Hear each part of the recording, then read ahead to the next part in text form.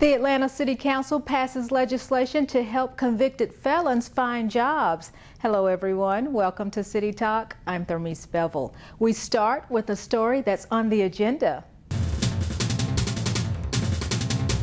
The City Council approved a Ban the Box ordinance which could level the playing field for people with felony convictions. Applicants do not have to reveal a prior conviction on city applications except when state or federal laws require criminal background checks for certain positions. The legislation was sponsored by Councilmember Kwanzaa Hall and co-sponsored by Council members Archibong, Dickens, and Shepard. Hall says by removing the question, have you ever been convicted of a felony, would allow applicants to make it further through the city's interview process and be able to explain their criminal history. The legislation was developed as part of the national Ban the Box campaign. Councilmember Howard Shook and Yolanda Adrian presented their fourth Buckhead Eco Collection. The event gives Buckhead residents and businesses a safe way to recycle. Residents, commercial properties, businesses, and Buckhead area green healthy schools dropped off items to be properly disposed of in an eco-friendly way. Hundreds of people gave away things that are not safe for regular trash pickup. All the stuff that's sitting in your garage, in your attic, in your basement, and you can come here for free, and experts are standing by who are going to pluck everything out of your car. You never have to get out of your vehicle. Difficult to dispose items like documents that needed shredding, electronics, household chemicals, unused paint, expired medicine, batteries, and fluorescent light bulbs were all dropped off. Earl Casey was happy to get rid of an old computer and old paint. The mice in my basement were starting to complain about the paint cans, and so I figured it was time for them to go. It's very wonderful. They're very organized, and it's a huge project for them to do. It's very appreciated. In the last 3 years, more than 45 tons of material have been disposed of or properly recycled. We're thrilled to be here with these great professional partners who are helping us to keep all this toxic stuff out of the landfills. Yeah, I think it's a great program, great for the city, great for the environment. I think it's wonderful. The Eco Collection was organized by Livable Buckhead and Live Thrive and made possible through the generous support of the Rotary Club of Buckhead. Georgia Works celebrated 30 men who have gone from homelessness to self-sufficiency. The organization puts unemployed men back to work. After a year in the program, they help the men find a permanent job and a place to live. We just celebrated our first graduating class of men that have overcome insurmountable odds, that are now employed, that are now self-sufficient, that are now housed and are connected back with their families. Councilwoman Mary Norwood was the commencement speaker at the organization's first graduation.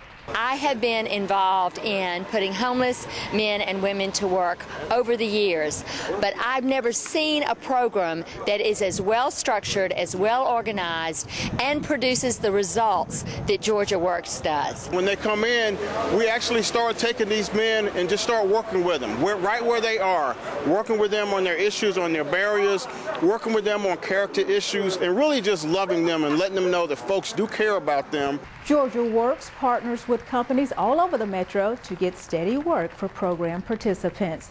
Think It's a Game Records kicked off its We Are Atlanta weekend with a concert, cultural arts, and community service projects.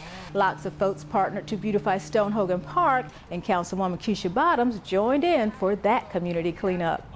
So this is just another great example of our public and community partnership and how when we get together we can make great things happen in the community. TIG Records is really big on community initiatives, and we would like to continue these efforts throughout the Atlanta metropolitan areas. TGI Records had a series of different events that weekend. It was a 4-day community extravaganza. City officials were out in John A. White Park for the grand reopening of the golf course. Improvements include renovating the golf course, restoring the course to 9 holes, rebuilding bridges, and installing paved cart paths. Councilwoman Bottoms likes having this jewel in Southwest Atlanta. It's a wonderful asset in the community, and more than that, it's about being able to get the kids out into a top-notch golf course and having them learn values, not just about playing golf, but taking it out with them into the real world. The First Tee of Atlanta has been at White Park since 1998. Through a partnership with Georgia Power, the First Tee National Schools program is used in physical education classes in 18 Atlanta elementary schools. First Tee is a program that teaches kids how to be good citizens. It is centered around the game of golf, but that is just a catalyst to have kids understand what it means to grow up to be a good citizen and a good leader in the community. High school students also practice on the course, and every summer, over 300 kids from Camp Best Friends participate in golf camps on that course. Councilman Michael Bond held a special reception honoring Dr. Thomas Cole Jr., the first president of Clark Atlanta University. Under Cole's leadership, student enrollment grew at Clark, making it the largest of the United Negro College Fund institutions. The school also received more federal grants and contracts for research and development projects than any other historically black college or university. During his presidency, Dr. Cole led the consolidation of Clark College and Atlanta University. He was also instrumental in improving the facility's infrastructure and overseeing the construction of the Environmental Sciences and Technology Research Center, which is named in his honor. The Atlanta City Council presented Cole with a proclamation recognizing his commitment to academic excellence and his contributions to higher education in our city. Neighbors in a Southwest Atlanta community are grateful to the Public Works Department for listening to and acting to solve their concerns. It's part of this week's Works on the Street. Residents in the Audubon Forest community were having problems with overgrowth along their streets. They invited Commissioner Richard Mendoza to their monthly community meeting to see what his department could do about it. We went and met with the citizens of Audubon Forest, listened to their specific concerns regarding maintenance of their right-of-ways, and we were able to work within our schedules to energize those additional resources to start taking care of their concerns regarding right-of-way maintenance. Within a few days, a quiet Saturday morning was broken by the sweet sounds of work crews clearing the streets of debris and overgrowth. And at the same time, my phone was ringing, and it was a neighbor who lives down the street who was saying that, oh my goodness, our work had paid off because the same thing was happening in her area. Dr. Stanford says she had the utmost confidence in Public Works and Commissioner Mendoza to fix the issue, but she advises other residents. We can't just sit back and just wait, for things to happen. We have to be the ears and eyes, of everybody, and it takes all of us working together, to keep our city clean, and safe. If you have concerns about a public right-of-way, such as potholes or malfunctioning traffic lights, you can contact the Customer Service Center at 404-330-6333 or send an email to publicworks@atlantanga.gov. The lights are slowly coming back on along the interstates. Several lights along I-20 and I-85/75 were shut off in 2009 due to budget shortfalls. But in 2012, the city embarked on a plan to get those lights turned back on within the city limits. Commissioner Mendoza says a dark interstate, even within a big city, can increase traffic accidents at night. Highway lights increase the chances that you will have the adequate reaction times to adjust to changing traffic conditions, especially on our major highways downtown. A second round of infrastructure bond meetings has wrapped up, and Commissioner Mendoza says turnout was good. The city recently released an interactive map to mark proposed project locations. The map allows residents to comment on the projects. Mendoza says between that and the meetings, residents are definitely becoming more engaged in the upcoming bond referendum. They want their streets fixed, they want their fire stations fixed, they want the rec centers upgraded, and the information that they have shared with us has been very valuable as we move forward in this process. The proposed infrastructure bond looks to raise $250 million to address those needs. It will be on the ballot in March 2015. Health fairs across the city encourage us to get tested to identify potential threats to our well-being. And the Parade of Excellence, celebrating the special achievements of the best and brightest students. Stay with us.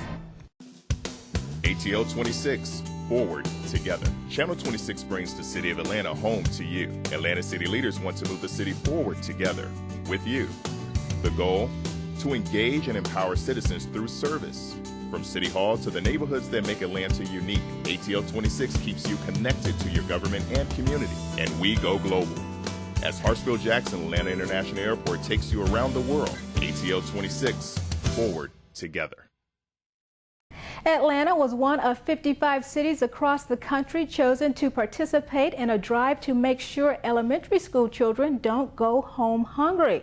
Mayor Kasim Reed was on hand to put some very special blessings in a backpack. Peaches, grits, cereal bars, and... This is my favorite. These food items and more are being stuffed into the backpacks for students to take home. A little cheese. Mayor Reed was at Humphreys Elementary doing his part to make sure elementary school children are not hungry on the weekends. We have about 1 in 5 children in the United States that would be hungry if it weren't for the meal that they received at school every day. So it's unfortunate that that's the case, but to the extent that we can help provide healthier meals for our young people, they're able to focus more, do better in school, and become more productive members of society. Healthier meals on the weekend are made possible through a unique national campaign called Blessings in a Backpack. Blessings in a Backpack is a nonprofit organization that works to feed underprivileged elementary school children on the weekends when there's no school breakfast or lunch. Every Friday, the organization gives food-filled backpacks to needy children in schools across the country. We're helping more than 100,000 children across the United States of America have a healthier meal during the day. Nikki Grizzle says the proof that Blessings in a Backpack works is in the pudding. There's been decreases in nurse visits. There's been increased attendance on Mondays and Fridays. Their behavioral issues are down. Nobody functions well when they're hungry, and it's especially hard to learn when you're hungry. And so that's just one of the roadblocks we want to take away from these children. Blessings in a Backpack could use more help. For information on how you can make a difference in the life of an elementary school child, visit blessingsinAbackpack.org. Councilman C.T. Martin and those in District 10 let their feet make the difference. They came together for Sickle Cell Awareness Month. The community wanted to support people who suffer from sickle cell conditions and to educate the public on treatment. Sickle cell anemia is a disorder where the body makes crescent-shaped red blood cells. The disease causes normal, soft, round red blood cells to harden and take on a sickle-like shape, blocking blood flow. We've got a 1 mile walk for those who want to take it easy, and we've got a 3.5 mile walk, which the Honorable C.T. Martin is going to join us in. He will be starting the walk today along with Evander Holyfield. I know through personal experience, my husband lived with sickle cell disease for 47 years, and he went on to a better life last year, and I am running today in his memory. According to the CDC, sickle cell disease affects an estimated 70,000 to 100,000 Americans, occurring in 1 out of every 5 African Americans and 1 out of every 36,000 Hispanics. It was a healthy day all around for Councilman Martin. After the walk, he headed over to the Adamsville Rec Center for a community health fair that featured a range of free health services. Families without medical insurance and people on a fixed income were glad to get tested. The screenings included high blood pressure, diabetes, HIV testing. There was also nutritional information, voter registration, and a bit of exercise. The health fair was hosted by Peace Chapter number 146, Order of the Eastern Star, Prince Hall, and the St. James Lodge number 4, Prince Hall affiliation. Councilman Martin supported a breast cancer fair that provided free breast exams. Experts say breast cancer remains the most frequently diagnosed cancer among women in the United States. In Georgia, nearly 2,000 women lose their lives from breast cancer every year, and the majority of those women belong to low-income or minority groups. All women should do regular self-exams, and women age 40 and older should have a mammogram every year.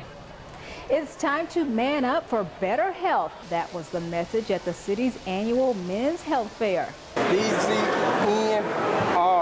Okay. More than 30 healthcare providers set up shop at City Hall to offer vital wellness screenings to men of all ages. Today we really want the men to come out to get screenings, blood pressure, diabetes, and to learn about all of the activities and programs that the city has available for them. It's important. You know, as men, we typically don't like to go and have exams. We don't like to go to the doctor until it's too late. So we're really trying to push as a part of Mayor Reed Healthier You initiative to go out, get screened, and get yourself checked out. The lights are shining on APD's homicide unit in Investigation Discovery's Inside Homicide television program. Investigator Summer Benton is featured in the show, originally called Women of Homicide. That show was canceled just after a few runs, but it's back under its new name. We spoke with Investigator Benton in April about her role in the show when Women of Homicide was about to premiere. But I was approached about 3 years ago and asked to do it, and they started filming a little over a year and a half ago. In this clip sent to us by Investigation Discovery, Benton is called to investigate the alleged murder of a man by his ex-girlfriend. 4130, show me 26 on Clifton. Hold me out as primary. Who's my first responder? Thompson. Thompson, thank you. Benton became a police officer following in her father's footsteps, who also served in Atlanta. In her 5 years as a homicide unit investigator, she has solved 30 cases. I think the hours are challenging. The cases are extremely challenging. You know, the emotions that you go through visiting with the victims' families. And it's enjoyable too, you know, because you enjoy the type of work that you're doing and hoping to help these victims and their families cope with their loss, you know, but you work as hard as you can to do the best job you can. Inside Homicide airs on Thursdays at 9 p.m. on Investigation Discovery. A party in East Atlanta Village had people strutting in the street, and Summer Hill Fall Festival goers enjoyed a nice day with some great music and some really good food. That's next. ATL 26, forward together. Channel 26 brings the city of Atlanta home to you. Atlanta city leaders want to move the city forward together with you. The goal? To engage and empower citizens through service. From City Hall to the neighborhoods that make Atlanta unique, ATL 26 keeps you connected to your government and community. And we go global. As Hartsfield-Jackson Atlanta International Airport takes you around the world, ATL 26, forward together.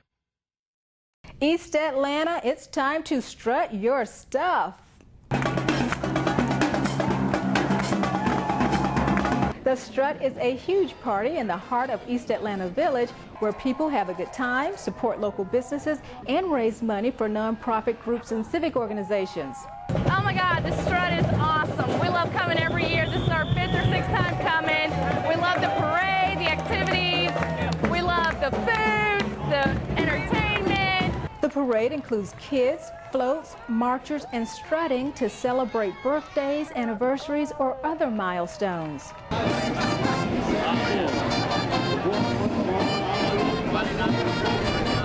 Councilwoman Natalie Archibong was a judge for the parade. It's a great event. We've got probably over 1,000+ people here in the village at the intersection of Glenwood and Fletcher's, celebrating community and helping us make Atlanta better. The Strut also had 5 stages of live music and comedy. It is planned, organized, and staffed by volunteers. Councilman Kwanzaa Hall encouraged bargain hunters to come on down to the Fairly Bazaar yard sale in Woodruff Park. The yard sale gets its name from the fairly popular historic district. Vendors had a variety of items for sale, like slightly used household products, furniture, books, DVDs, electronics, and more. I decided to come out, give a donation, and sell some of my items, having a summer clearance on some of my dresses, and just getting rid of some things. The yard sale was presented by the Atlanta Downtown Neighborhood Association. Climbing, swinging, and seesawing, the things playgrounds are made of. Only this playground isn't your typical playground, it's a work of art. We're at the Noguchi Playscapes, and the Noguchi Playscapes is very unique to the continental United States. It's a designer-made playground that's both sculptural and fun for kids. World-renowned sculptor Isamu Noguchi was commissioned by the High Museum to design this playscape. Back in 1976, it was installed in this space in Piedmont Park. We repainted everything and brought it up to a pristine condition and got it back in shape so everybody can enjoy it as it was originally intended to be enjoyed. A day of enjoyment is definitely happening here. This is the 3rd annual Summer Hill Fall Festival. Established in 1865, Summer Hill is registered as one of Atlanta's oldest neighborhoods. It definitely went through, some changes, and it's definitely, I've been here since 2000, and I really like it. I really like living here. Giant Jenga, baseball, face painting, and of course, good food. The Summerhill Fall Festival had something for everyone. It's good to bring the neighborhood together like this, and have a festival and just drink some beer, listen to some music, eat some food, have a good time. Splashing in the pool isn't just for people. Your favorite furry friend enjoys pool time too. This event is Split Splash Doggy Bash, and it's our largest dog park fundraiser. And this is the day that we're able to open up the pool for all the dogs to come have some free swim. This is the 6th year of Splish Splash Doggy Bash, and every year the event sells out. So far, we've already had 150 dogs go through. We expect more than 600 over the course of this weekend. This fundraiser goes directly back to our dog park, and it helps us maintain it, keep lots of mulch out there for the dogs to have lots of fun. Atlanta Technical College is putting students on the fast track to the workforce. The school's LEAP program, which is leveraging education and accelerating possibilities, allows students to quickly get a GED, acquire a skill, and go to work. Monique Faulkner, the Dean of Adult Education, says it all starts with a test. Basically, that test will show us where the levels of cognition are in reading, math, and language arts. And if they test high enough, we give them the opportunity to be dual enrolled. Students taking part in the dual enrollment program learn math as it applies to the field of construction, electrical, and pharmacy tech. The academic instructor teams up with a technical instructor, and they co-teach, thereby accelerating students to GED completion and a technical certificate. Atlanta Tech is one of the first schools selected to take part in this initiative, which is being introduced throughout the state of Georgia. And we end with the sights and sounds of the Parade of Excellence presented by the 100 Black Men of Atlanta. The annual March Down Peachtree was filled with color and excitement. Each year, the parade honors and celebrates the achievements of middle school and high school students in Georgia. Thank you for watching City Talk. I'm Therese Bevel.